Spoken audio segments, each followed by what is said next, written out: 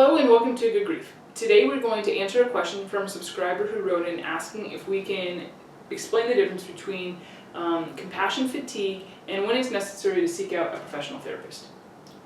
So one of the things that we want to say is if you're asking that question, it might mean that your symptoms are becoming not any less or actually more intense. So it's okay to sit down with a therapist, go through your timeline, go through the grieving process and get feedback on whether or not your symptoms are needing more treatment.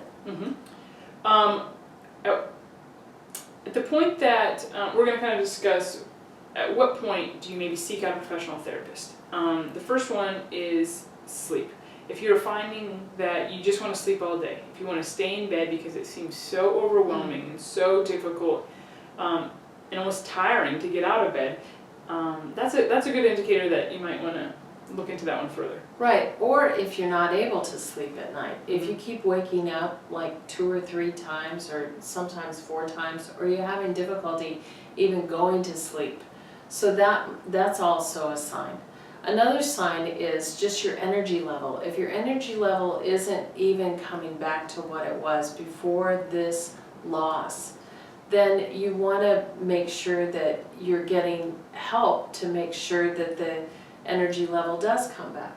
Yeah, and along with that energy is kind of isolation. Sometimes if you find that you don't want to go spend time with people that you normally do want to spend time with, or you just want to stay by yourself because it's too much energy, or you don't want to have to answer questions, or you're just finding that you're alienating and you're isolating yourself way too much, that's a good indicator too that you might want to seek professional help. And the last one that we wanted to talk about is eating. So if you're eating a lot, or if you're eating, you can't even eat, you can't even think about eating, you want to make sure that that's a sign that you might need to be getting some help. Yeah. And then also, just on top of that, is one more is if you have noticed that you are trying to numb out from even feeling or even going through the grieving process, and numbing out would look like spending a lot of time consumed with other things like computers or books or pornography or drinking or drugs, anything that would take you away from feeling the feelings, and you're numbing out. That's a good indicator that you're not really dealing with it and you're kind of avoiding it as much as possible. If any of these are kind of going on in your life, that's a good indicator of a time to seek out a professional therapist. And there's no shame in it. That's the thing that we really want to convey in doing these videos, is that there's no shame. Grief just absolutely is really difficult. It is hard. It feels like it's never going to end.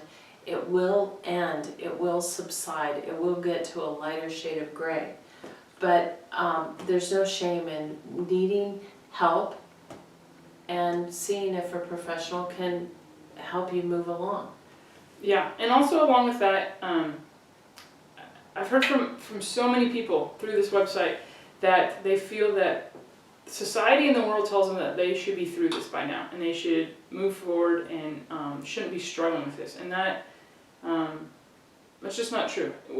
A suicide is so traumatic and so horrible, and you just need to give yourself permission to say, I'm not doing okay with this and I do need to speak to someone, and that's okay. So the bottom line is, what we're saying is, give yourself permission to grieve and giving yourself permission to ask for help, and that there's no shame in anything that you're experiencing right now or going through. Symptoms are just symptoms, and sometimes they're a sign that you need to ask for help. Yeah.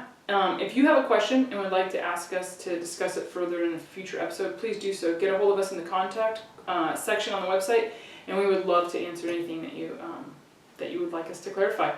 Other than that, thank you for tuning in, and we'll see you next time on Good Grief. Thank you. Bye.